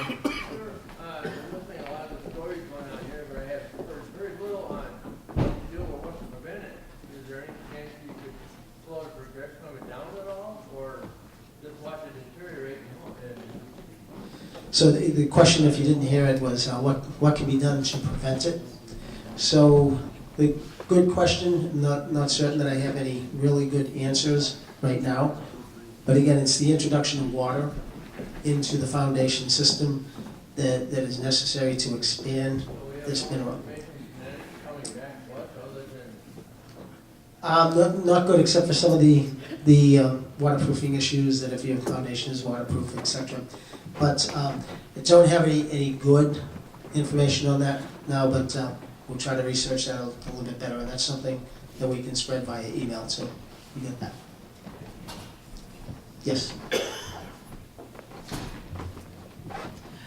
Hi, for anybody who doesn't know, I'm Michelle Glissy, husband Joe, and I built our house in '96.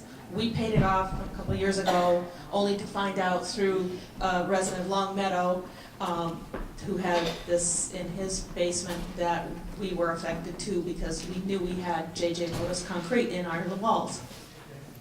When we decided, we need to get in front of this, we need to try to do something about this, so we spoke out.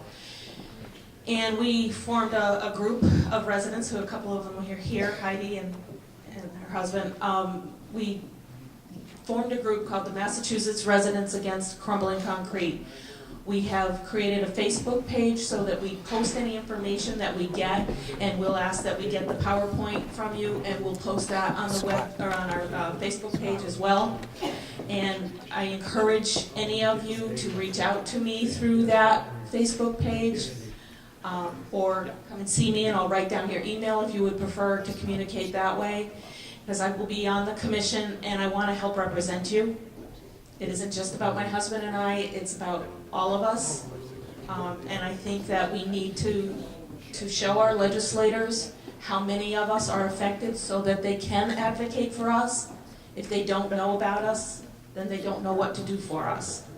So I ask that you look into that Facebook page or come see me, and I'll get your, or if you can share the email stream with me, I can communicate with you that way, and we'll try to get them the information they need to help us. Okay? The Facebook page, again, is the Massachusetts Residents Against Crumbling Concrete. Thank you. Thank you. That's very helpful. Yes? If your concrete came from Lotus, you automatically assume it's bad? Well, the question is, if your concrete came from Otis, do you automatically expect that it's bad? Not necessarily. Again, if it came from Otis during that time period, there's reason for concern. But again, it's probably going to have the pyrrhotite in it. But is it a problem? Will it be a problem? There's a lot of other factors, and again, it's the introduction of water into that. and the concentration of the pyrite within the foundation as to whether or not it's going to cause some severe cracking of the foundation. So perhaps this is the answer. Yes? Was the pyrite in the sand? Like, how did it get into the mixture? So the question is, how did the pyrite get into the mixture? And again, I'm not a geologist, but my understanding is that there's strata or layers of different types of sands, silts, soils, minerals. This is a mineral. So there was a strata in there. And as you are excavating to get the content for the gravel that goes into concrete, you're taking some of that strata in with it and adding it to the concrete, sometimes in large quantities, other times in small quantities. So it's an unknown, and it's the percentage pyrite coupled with the introduction of water that poses the problem, and could take a long period of time for it to materialize, though. But that's the excavation process that brings it in. Yes? You just said something interesting about that percentage. Is there, so we have a time frame on the concrete that's produced. If you tested and you found pyrite, how much is bad and how much is not bad? Yeah, what is the percentage where you need to be concerned? Again, I don't have that answer here today, but we can check that out. I don't know the percentage, and again, and I'm just using kind of deductive reasoning here that I'm presuming that you could have one side of the foundation that it's a problem, but the other three sidewalls maybe not, because perhaps not as much concentration in those areas. So it's going to be different in different situations, different percentages. Yes?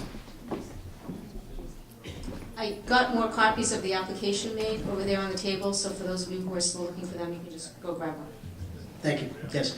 And again, if you put your email over there, I will get all the information that we had here today out to you as well, including the application. Yes, sir. Yes, to say the most encouraging thing from Tim from Connecticut was the government. I say one of the most encouraging financial things that here today is what Tim said from Connecticut is that the legislator representatives got something going with the insurance industry to add like that $12 to everybody's insurance, homeowner insurance in the state of Connecticut. To me, that sounds like the best approach to try to get some sort of fee assessed to everybody's insurance policy, and of course, how do you wrap your hands around what that number is? But I'm hoping that that's the approach that they go, because if everybody can get what Tim got, I think that's a great thing. Yeah, thank you. That certainly sounds like a reasonable solution, and I get how some people may not want to pay $1, but I think it's short money for something like this, and with GoFundMe pages and everything that people create for other reasons. To me, this certainly seems like an area where we can all pitch in and help those who are affected by this. So again, but I presume the commission will be looking at those types of things. Yes? I think what's important is that to make people that don't have crumbling foundations realize that they will be affected as well. So how much do we promote people trying to get abatements on their homes so that other people start to feel the pain, not just the homeowners, but all of the people, because it's going to affect multiple people. So I guess my question is, like, do you encourage people to go for abatements? And then my other question too would be, how quickly do people need to get the testing? Because I'm sitting here feeling like there's only $50,000. It's not a lot of money. And do I waste money on a visual inspection when, I mean, it's pretty obvious to me that I have some issues. So I hate to waste my money, the state's money, on a visual inspection when you want to go right for the core sampling. And how quickly do we need to do that? I feel like I want to jump on that money before it's gone, but I also, my house is not falling down, so how quickly do I need to move forward? I just want to touch on the point about how it affects everyone. And from the local government standpoint, I'm sure most people know this, but just in case, your tax rate, okay, what you pay on the value of your home is based on the amount of money that the town levies is the numerator, and the denominator, for those of us who remember fractions, is the cumulative assessed value of the community, okay? So if people go for, if you're impacted, you should file for abatement, because you're gonna need the help. But imagine that Long Meadow has 5,800 households, and say 500 of them, I don't think it's that many, but say, just for the sake of argument, it's 500 that have this impact. And they all go and file for an abatement the same year. What do you think that does to the overall assessed value on the denominator? Drops it, it moves the needle on it for sure. So then, automatically, even if we don't spend another dime at the local government level, the tax rate goes up, which means your tax bills go up. And then, to keep taxes down, or if you're like Long Meadow and you're already close to the $25 per thousand tax ceiling, that means you're cutting services. So the quality of your schools, the quality of your public safety, the quality of your public works. I don't want to make people, I don't want to paint a dire picture, but this is why we're engaged so heavily on this, because there are meaningful spillover consequences, potentially, as a result of this, and that's why we're trying to stay as best we can, I say ahead of it. I mean, obviously we're 20 years behind it, but now that we know about it, try and stay ahead of the curve, if you will. So, when you said it's other people's problems, it is everybody's problem in the community, and I just want to make sure people are aware, and that's why we want to, again, I'm going to repeat myself again, focus on identifying and quantifying the problem to the greatest extent possible, because then we know what we need to contend with and how we can then contend with it. So I just want to reinforce that point. It is a structural issue, but it is also a community and economic structural issue as well, and I think this will make that point. So thank you for bringing that up.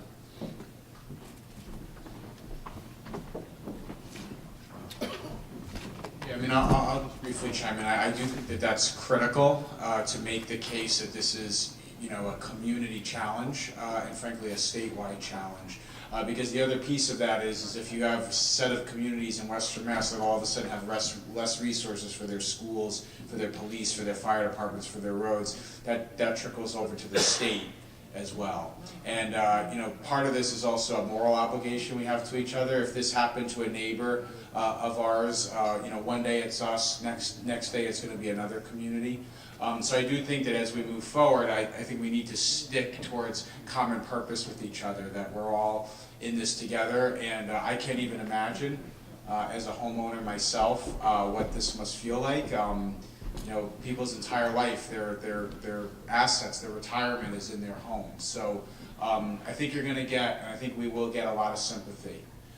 If the story is told and if it's communicated out there, and if the commission takes into testimony, which they will. We've got fantastic people on this commission. It's chaired by two great people, two close friends of mine, so I think we're going to build towards that. But we need to build the record, and we need the community involved in building that record. So.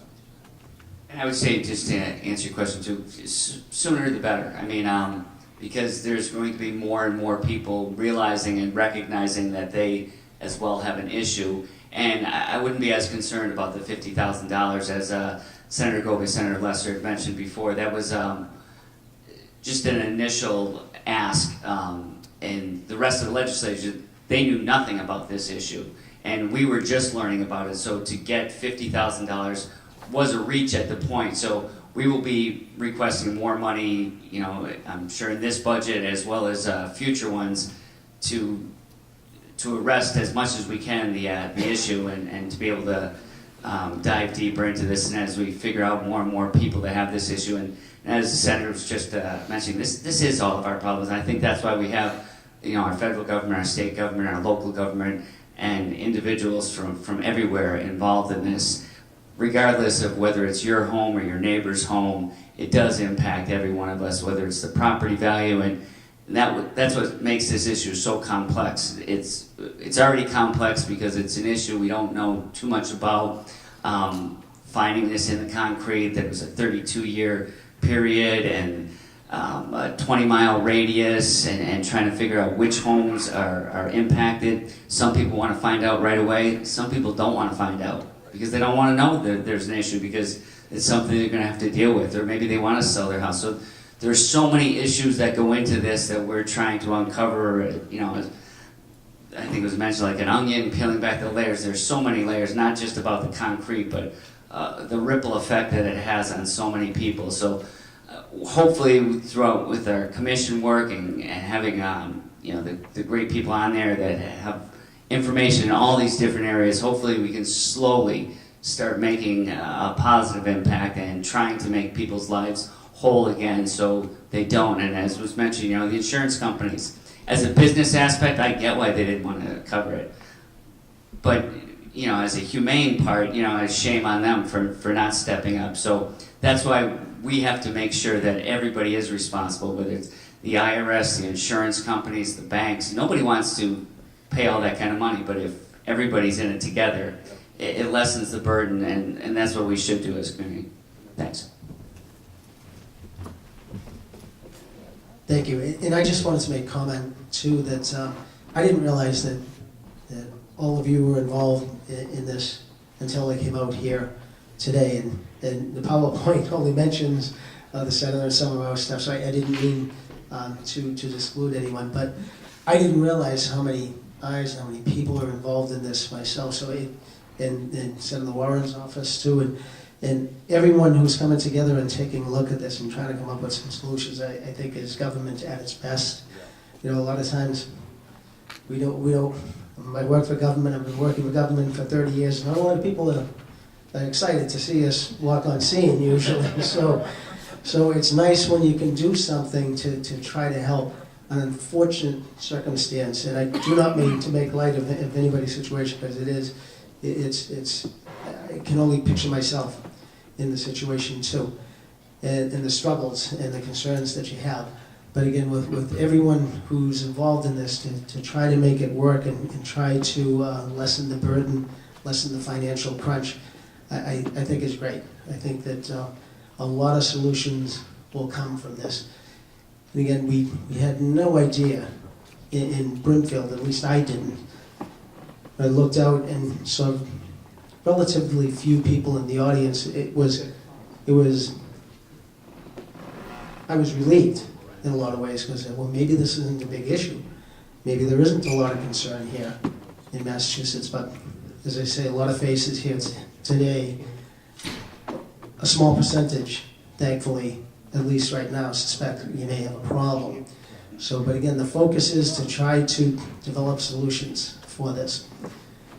So with that, anything else? Any other questions? Yes? I think this goes to people who want to get their foundations core tested. Because this is really a relatively new issue for us here in Massachusetts, can we use a Connecticut licensed person to drill the core?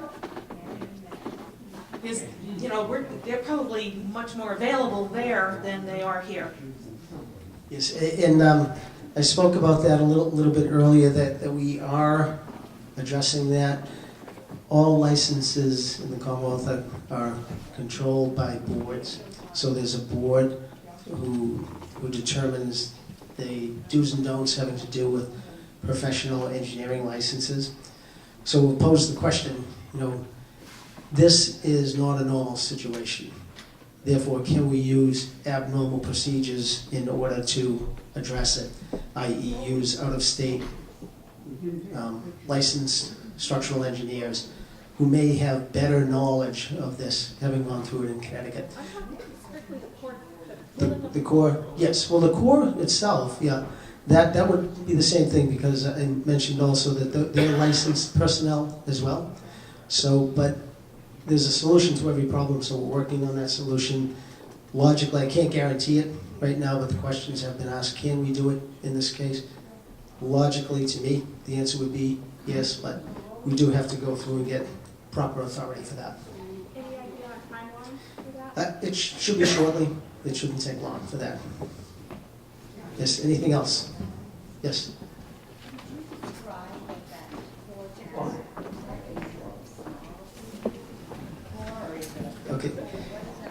Okay, she asked about the core test itself and the size of the core.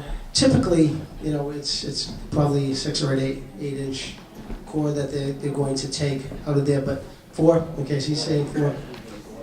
Yeah. Yeah. So there's different core samples that you can take, just like anything, you know, maybe 4, 6, 8, 10, but so typically I guess they're using the 4-inch core samples for that.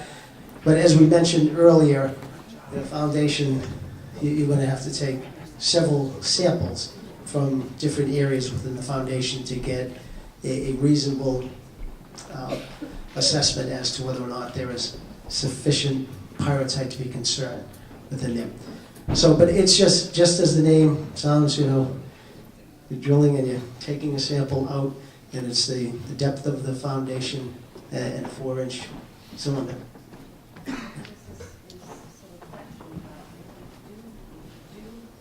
Test and you don't have a problem, haven't you created a problem by introducing an opportunity for moisture or water to get into your foundation? Okay, the questions are getting harder, so I think it's time to end. No, I mean, the question was, did you introduce a problem to the foundation now by taking a core sample? The answer to that would be yes, if you don't properly seal that up. You know, you'll need to seal that appropriately so that you're not introducing that. But if the core sample suggests that there is no pyrite or small presence of pyrite, you're not going to have an issue there.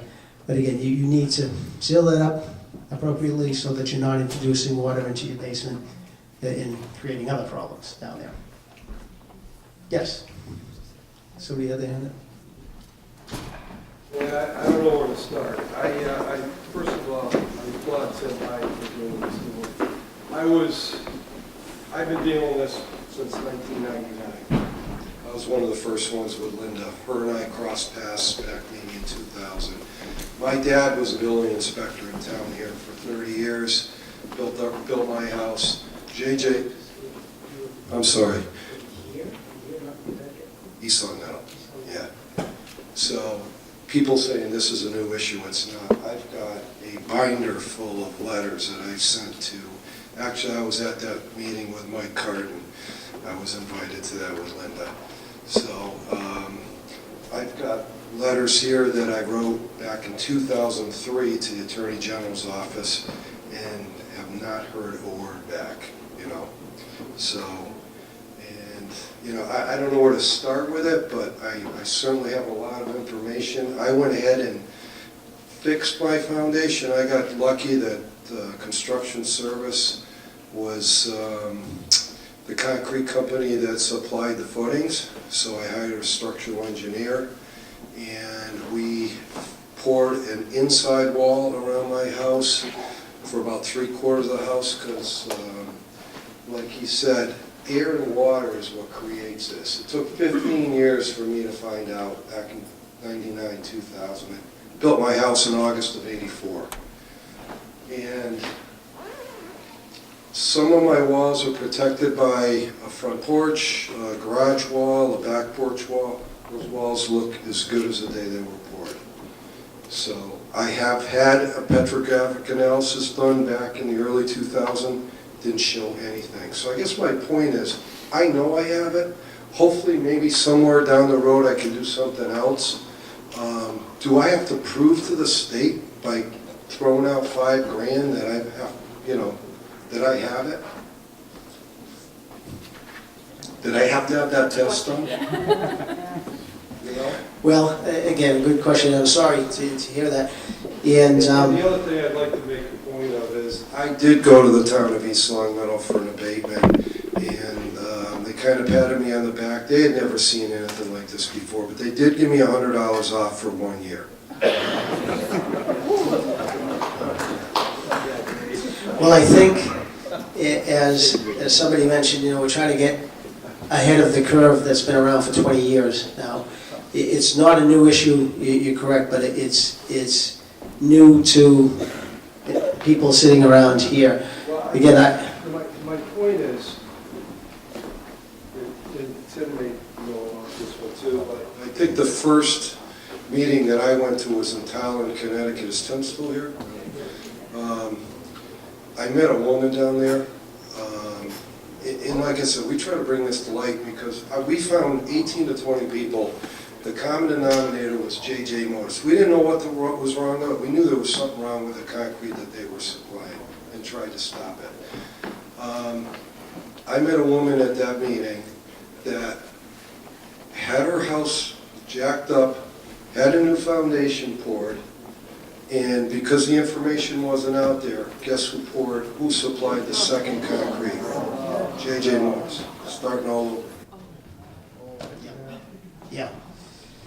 Well, getting back to your question, though, about do you have to prove that you have this condition that you suspect or you know that you do. Again, and stop me if I'm saying anything inappropriate here, but right now, the only monies that are available are for reimbursement for testing. So that next step hasn't been broached, right? The cure, what to do to the cure, and will there be monies available for that to help out with the cure? So if you already know you have the issue, the next step is, okay, well, what am I going to do to rectify that issue, and will there be any solutions available in the future? So, you know you don't have to prove it if you already know it exists.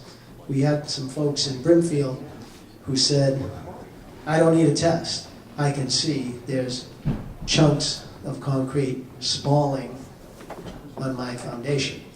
It's not normal. So, but I think that's the correct answer at this time anyway to that. Anything? We want to give a little bit of time for people who want to privately talk to us or have follow-up questions to do that. So maybe if we take like 2 more kind of questions as a group, we're not going anywhere. We're going to stay here, but we do want to build some time into the program today for folks who want to also talk privately. So maybe and to fill out the applications. So maybe 2, 3 more questions of people who have them, and we'll stay here so people can come up and chat with us afterward. And I do just want to remind everyone, the applications for the reimbursement program are right there. You can fill them out here, or you can, of course, take them home, and there's instructions on how to mail them in or email them in. Thank you. You had a question? Yeah, in the process, let's say you find out Moda supplied your concrete. You don't see anything. Should you then have a visual inspection if you don't see anything? I mean, it's pretty obvious whether there's anything rigid. And then if you then should you have the core test done? And then if you do you seek an abatement, or do you just wait to see what's going to happen? Just kind of the process going forward if you know it came from Modes. Again, my opinion on that is that if you know the concrete came from Otis, it fell within that time period, you see some cracking that looks to you beyond the norm. And again, beyond the norm, there's some photos in there that it's fairly severe cracking. There's some dimension to it. It's not hairline cracks. If it's me, I'm saying, okay, I've got some concerns, I'm at least going to go for the visual. The visual will then determine, okay, either yes, that looks abnormal and you should do further explanation via a core sample, or no, that's normal cracking that you don't need to be concerned with, or alternatively, it's inconclusive, just can't determine from the visual, in which case, it's up to you to determine, okay, do I want to take that core for peace of mind, or do I just want to see over time, will the cracking get worse? So it is a little bit subjective at this point, but that's the process. First visual, then core. Well, I was born in 2006, so it may be too soon. But what if I don't see anything abnormal, and I was in construction for 30 years, so I know concrete. So if I don't see anything, should I just wait? Again, that is a subjective decision. He's saying his foundation was placed in 2006, so not too long ago, and it may not have shown any signs yet. So again, it's peace of mind as to whether or not you want to go through it and check it out. If it were me and I'm dealing with this situation, I would wait and I'd see, is there reason to be concerned first? Once I'm concerned, then I would take some action on it. But that's just a matter of opinion. Well, it's interesting. I mean, if you're going to sell the house, you need to know, and if you're going to renovate your house before putting $20,000 or $100,000 into it, you would want to know. Correct. Good point. Yes.